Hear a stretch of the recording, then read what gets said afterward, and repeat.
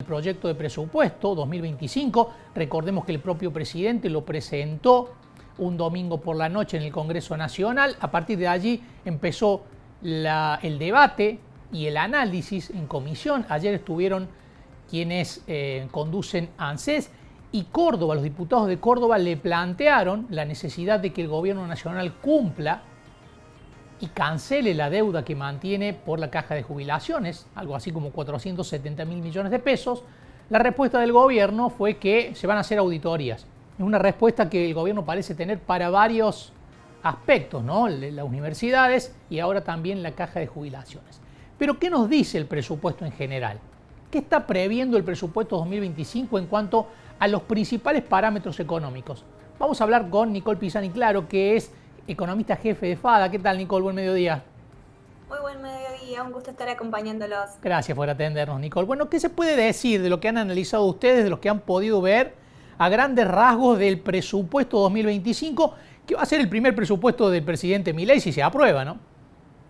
Sí, así es. Bueno, como punto de partida, el presupuesto que ya hemos visto cuando se realizó la presentación, proyecta un crecimiento de la actividad económica alrededor del 5% para el año que viene, impulsada principalmente por inversiones y en menor medida por algunas cuestiones que tengan que ver con exportaciones. Después tenemos proyecciones que respecto a la inflación, digamos, se proyecta una inflación en el presupuesto que rondaría, digamos, terminaría el 2025 con la inflación, el 2024, perdón, con la inflación del 104%, y al 2025 una inflación que se desacelera y se proyecta en el 18,3%. Y un poco en ese sentido, también los movimientos del tipo de cambio. Acá principalmente lo que vemos es un escenario bastante optimista, tanto en crecimiento de la actividad económica como en inflación y movimientos del tipo de cambio, en función de también lo que se viene proyectando por algunas consultoras. Entonces, empiezan a surgir diferentes interrogantes de realmente si estas proyecciones o variables que se reflejan en el presupuesto se lograrán durante el 2025. Y como otro punto más crucial dentro de lo que es el presupuesto, tiene, digamos, un objetivo que es poder lograr o mantener el equilibrio o el superávit, digamos, del gobierno, o sea, que el gobierno gaste en función de sus ingresos, por así decirlo. Entonces, esto también es el eje que transita, digamos, todo el presupuesto 2025 y que termina, digamos, afectando o determinando los gastos o las partidas hacia adentro del presupuesto. Claro. Sí, es innegociable, dijo el presidente, ¿no? Que la cuestión de sostener el superávit fiscal. Nicole, te quería consultar con respecto a la inflación, porque hasta ahora llevamos más del 100% este año. Es una meta cumplible, sin duda es muy ambiciosa, llegar al 18% anual después de la inflación que hemos tenido este año y las inflaciones de los años pasados. Es 18%, una meta muy ambiciosa. ¿Es posible? ¿Es factible? Bueno, como bien decís, creo que el primer punto está en ver qué se muestra del 2024, que es cerrar el año con el 104%, lo que ya es poco creíble, si se quiere, dado que acumulamos al mes de septiembre por arriba del 100% en lo que va del 2024. Entonces, también el 2025 empieza a generarse dudas si esta proyección del 18,3 anual es un escenario realmente alcanzable. Se está hablando, por ejemplo, en relevamientos de expectativas del Banco Central más cercano al 40%, en 35% anual.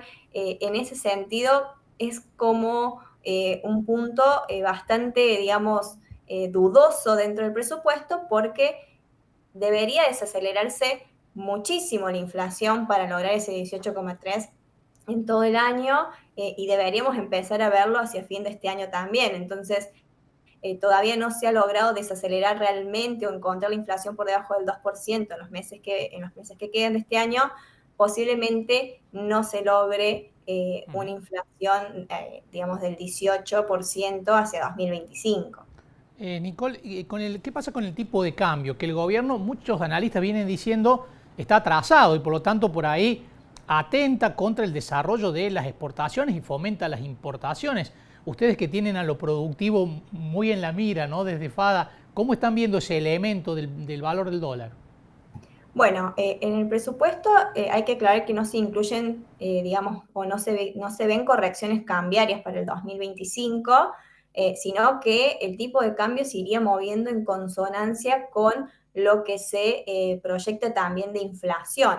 Hoy la realidad es que el tipo de cambio está, digamos, un poco atrasado con respecto a la inflación, también hay una brecha cambiaria y por eso también seguimos viendo, por ejemplo, la existencia del dólar para las exportaciones. En ese sentido, digamos, termina habiendo un atraso cambiario que en el contexto actual desalienta claramente las exportaciones e incentiva un poco más las importaciones. Y también es un dólar que, el dólar exportación, que sigue vigente en un contexto donde tenemos precios, por ejemplo, de los granos muy bajos. Entonces, siendo que el agro genera 7 de cada 10 dólares que entran al país, ya empiezan a, digamos, necesitarse este tipo de incentivos o medidas para acompañar aún más las exportaciones. Claro, tiene una doble complicación ahí, ¿no? Bajos precios internacionales, un dólar retrasado, pero además un dólar que tiene retenciones, ¿no? Una producción que tiene retenciones, con lo cual el dólar todavía es más bajo. Sí, exactamente. Las retenciones terminan también teniendo su efecto, digamos, en los ingresos que percibe el productor y desalienta cuestiones como inversiones, mayor producción, con ello mayor exportación, generación de empleo. No hay ningún cambio previsto ahí, ¿no? Porque generó No, alguna controversia el tema del cálculo de recaudación previsto para el año próximo por derechos de exportación. sí, en lo que es el presupuesto no se refleja que haya una reducción o eliminación de lo que son los derechos de exportación hoy vigentes. Sí hubo algunas cuestiones, digamos, de dudas de cómo se había calculado los derechos de exportación en el ítem de las recaudaciones o los ingresos del Estado, pero inicialmente se hablaba de que hasta se podría llegar a leer que era un incremento de retenciones. En realidad, también los cálculos tienen mucho que ver con cómo varió la producción o qué producción se está tomando y cuáles son los precios de referencia para ese cálculo de ingresos por retenciones. Sí, lo que, digamos, es cierto dentro del presupuesto vinculado a los derechos de exportación es que no hay miras de una baja o eliminación en el 2025. Nicole, muchísimas gracias por estos minutos con nosotros. Un gusto. Muchísimas gracias a ustedes, un gusto haberlos acompañado. Gracias. Nicole Pisani, claro, economista jefa de FADA, analizando los rasgos más generales del presupuesto 2025.